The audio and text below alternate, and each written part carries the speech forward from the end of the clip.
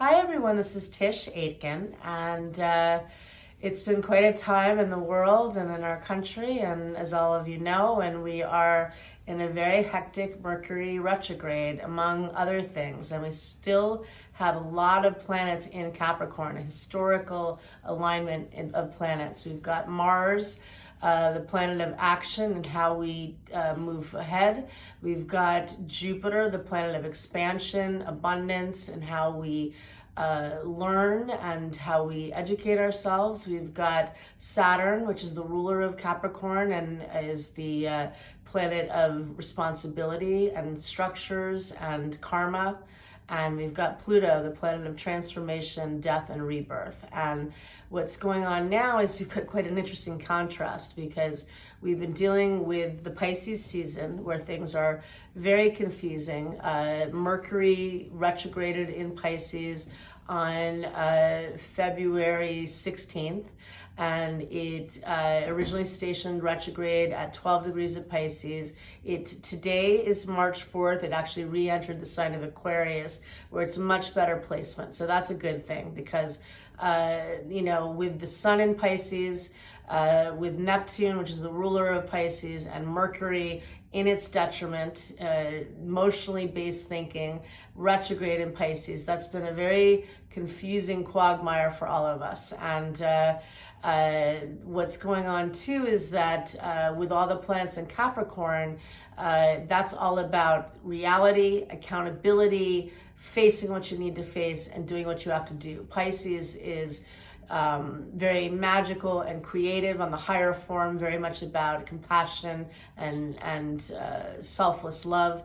But in the lower form, or the more challenging form, it can be about escapism, it can be about delusion, it can be about deception, it can be about really, extreme depression and feeling despondent. So how do we work with this? Well, recently too, Venus has been in Aries. It just is about to enter Taurus, which is a good thing. But Venus was in Aries, where it's in its detriment. It's a cardinal fire sign, and it's been setting off all of the Capricorn planets as well. So the 2 days that stand out for me, and probably for most of you, is Venus squaring Pluto last Friday, when the stock market plunged 500 points.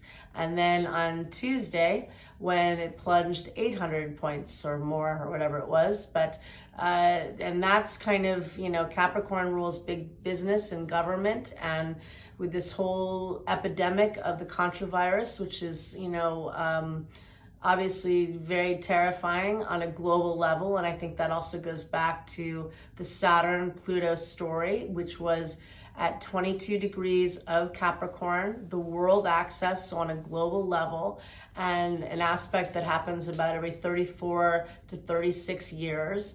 And that, coupled with the fact that it's in the sign that rules big corporations and governments. We've been seeing a lot of changes with governments, and will continue, but also with the economy. And Venus set this off, and in the January, we had Venus in Capricorn, when we also had a lot of planets in the beginning of the year, and with the solar eclipse, and with the that happened at the end of December. So it's deferring back to that time. And then later in the year, Mars is going to retrograde for a few months, and it's going to set off these Capricorn planets 3 times. And so, we're dealing with a lot of this all year. It's only been a little over 2 months into the year, and it's been action-packed, and it's been a lot of transition and change for people. And I think the thing to arm yourself with this right now to get through is that Pisces is, again,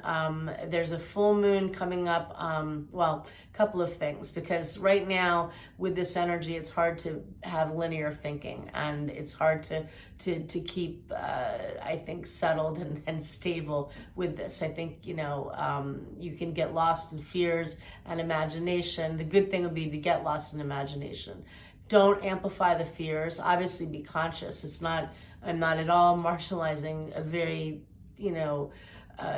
very scary time, but I do feel that there are some good things in this. And I think to try to realize that there's a lot of Earth in the sky right now. We've got Mars, well, the South Node, Mars, Jupiter, Saturn, and Pluto all in Capricorn. That's 5 planets in a cardinal, action-oriented Earth sign. So practical, grounded, and gets things accomplished, but makes you face things you have to face. You've got Mercury retrograde. Well, it'll be in Aquarius briefly, but it does re-enter Pisces on March 16th. So then it will remain in Pisces until April 11th, when it then goes into the sign of Aries and also is a better placement. But, you know, I think recognizing that the Pisces energy can be very creative, be very beautiful, and again, compassionate, but it can make you feel really paranoid. And as we get later into the week, so like I said, Mercury re-entered Aquarius, better placement. It's exalted in Aquarius, very inventive.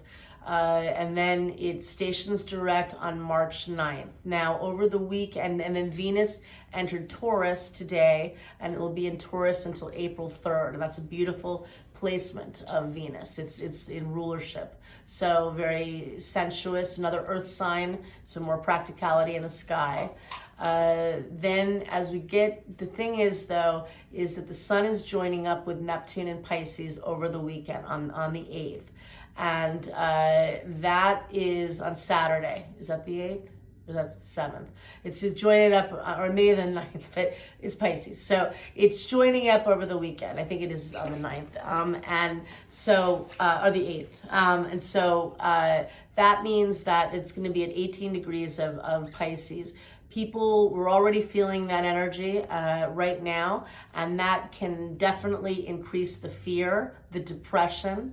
People do get sick with that. So aside from this, virus scare, people's vitality gets diminished, and Neptune, can make your immune system compromised. So definitely amp that up in general. People need rest and sleep. Pisces does rule sleep and dreams. So get a lot of rest. Don't freak out, try to do, and the next day after this pairing of the sun and Neptune, we have a super moon on Monday the 9th, and that's happening at 1:48 p.m. Eastern Standard Time, and that's going to be at 19 degrees of Virgo. Again, another earth sign, so we have a lot of planets in earth right now. So even though it feels like we're all out to lunch and it's foggy and scary, and it is, I'm not going to say it's not, there are a lot of grounding planets in earth, which does keep us grounded.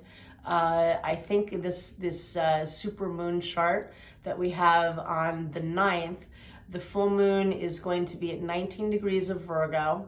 It is forming a sextile. It's got Cancer rising, which is also at 19 degrees. So it's forming an aspect of opportunity.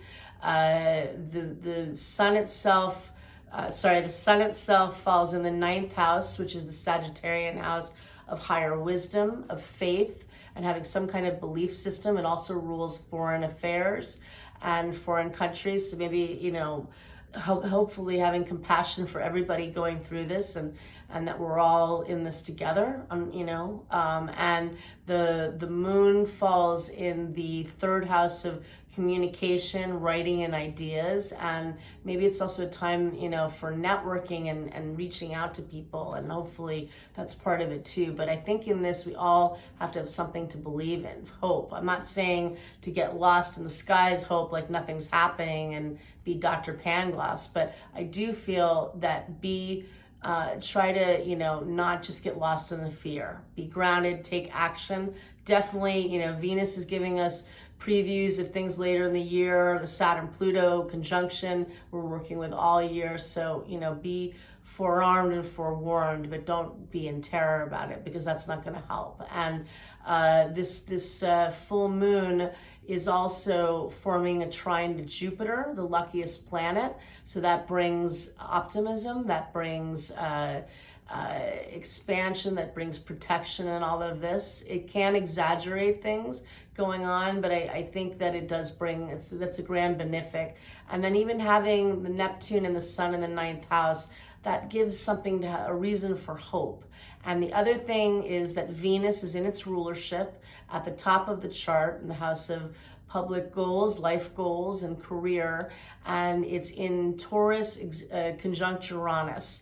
And that again, people could be getting freaked out about money and resources. That could be one direction it takes, or because Venus is in its rulership, Uranus is not, but it can be very innovative, creative energy. And certainly Pisces, ruled by Neptune, is the higher octave of Venus. So there's a lot of creative energy in the sky. And Venus and Uranus are also making excellent aspects to the nodes of fate. Venus in Taurus and Uranus in Taurus is making a trine, which is a beautiful flow of energy to the north node of destiny. So again, giving us support, and it's forming a sextile to the south node in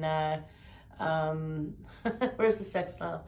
In Capricorn, in Cancer rather. So I feel that there are some good aspects, but the last thing I will say is that Neptune now is forming a semi-square to Uranus, and that is also amplifying this Neptunian energy where things seem ungrounded. And they are on some level, and yet they're not. It's really how we handle this. It's a historical year. We're all figuring out and assimilating, and I wish you a lot of luck. I wish myself luck too, because we're all figuring it out. Take care, and thank you.